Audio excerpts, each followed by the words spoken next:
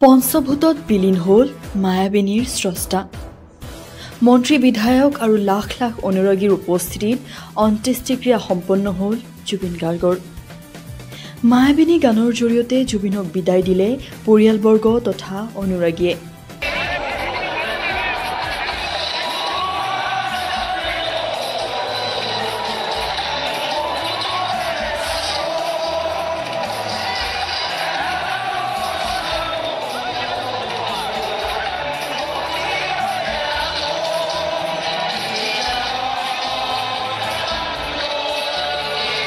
গৰিমা শইকীয়া গাৰ্গৰ সৈতে সকলোৱে সমস্বৰে গালে মায়াবিনী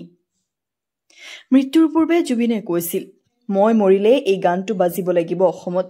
আৰু এতিয়া যেন সেয়াই হ'ল বিগত 5 দিন ধৰি অসমত চলি আছে কেৱল মায়াবিনী গীত কি জাতি কি ধৰ্ম সকলো লোকেই গাইছে এই গীতটি এয়াই জুবিনৰ প্ৰতি মৰম আবেগ অসমবাসীৰ আৰু এনেদৰেই এতিয়া সকলোকে কন্দুৱাই পঞ্চভূতত বিলীন হ'ল জুবিন আৰু থৈ গ'ল তেওঁৰ স্মৃতিবোৰ